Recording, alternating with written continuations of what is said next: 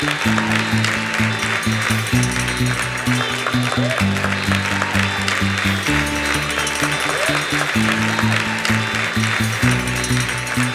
if you change your mind about who your competition is and do what that person's not willing to do, you end up with innovative solutions that can cascade through this entire organization.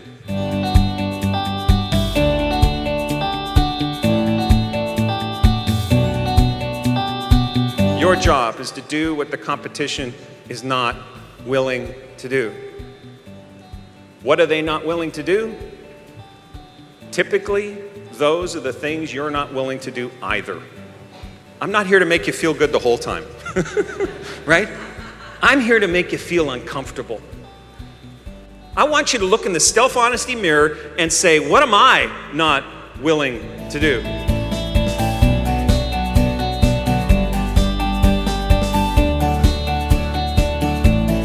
Until you reach your members' subconscious mind, you are not in the business of influencing them. You're not.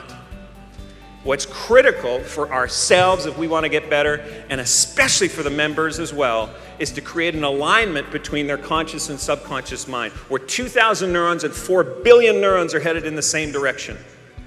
Here's a metaphor you coaches in this room can use.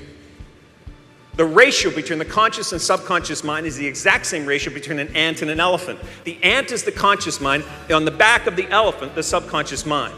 And all day long, the ant's making a decision where to go. I want to go west, says the ant. The ant starts walking on the back of the elephant going west. What if the elephant is headed east? Which way is the ant really going? East, thinking he's going west. But this is flat out human nature. Conscious mind, I want to go on a diet. Subconscious mind, I don't think so. Unless 2,000 neurons, the ant, and 4 billion neurons, the elephant, are headed in the same direction, coaching gets easier. Loyalty goes up. Results go through the roof. And then you've got a raving lunatic advocate on your hands. The person that comes up in the studio beforehand to a new member and says, "You're going to love this."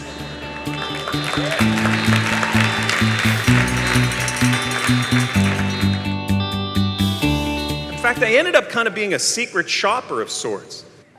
And Natalie, it would seem very important to her that I come back. And then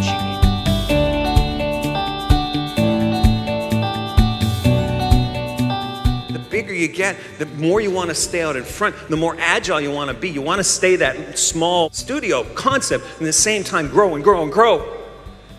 But staying agile becomes a very important thing for each of us to embrace. In that, how do we compete? One of the first questions I asked in my due diligence was, who is your competition?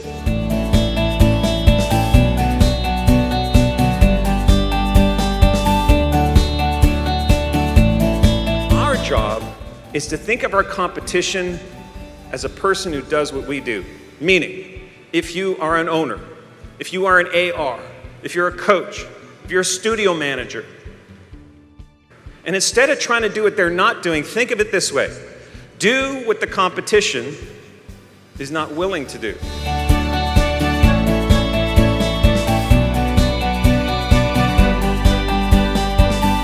They walk through our doors into our studio every day, don't they?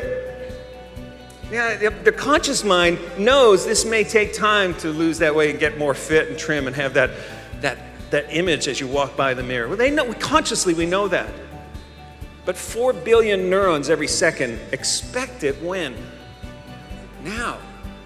That's our biggest struggle today.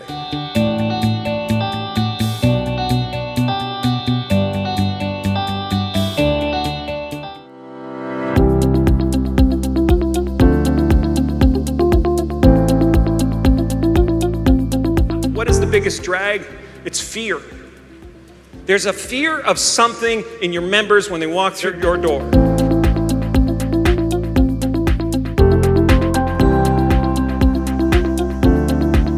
Here's how to circumnavigate that fear like this. It's a decision prior to every race run.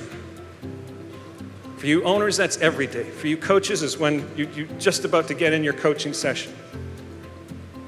For the people at the front desk, it's just before you start your day. It's a decision to have fun. I was backstage and I was getting the mic'd up and I was thinking about things. I was going through notes and I went back there and I was going through my notes again and I went, wait a minute. Wait a minute. You ever heard a speaker, you get the impression they're saying, take my advice, I'm not using it. We know this is fun. We know the ride we're on is fun. Your member has to pick up on that when they walk through, especially the first ones. And when another member comes up and says, you're gonna love this. Or maybe it's that member that you just believe in, and they're about to march in the opening ceremonies. If that person that important to you were to march in the opening ceremonies, how loud would you cheer? How quickly would you stand up out of your chair at the opening ceremonies of the Olympic Games? Go back to the table. On the count of 3, you ready to commit? Yeah! 1, 2, 3, commit, point your skis down, he'll get into a tuck, right down low. So you're picking up speed, 60 miles an hour, 100 miles an hour, 125 miles an hour, and you have that mental toughness to see you through the first beam, the second beam, and the mountain you set out to conquer is behind you. You look over and see the numbers, the metrics, how well you did. But most importantly, you see who's waiting for you. Not just your family, but your Orange Theory family. Yeah! And when they've seen you follow that Olympic journey, you can't help but feel, I want to do that again. Here we go. Keep those hands going, everybody, for Vince Poscente.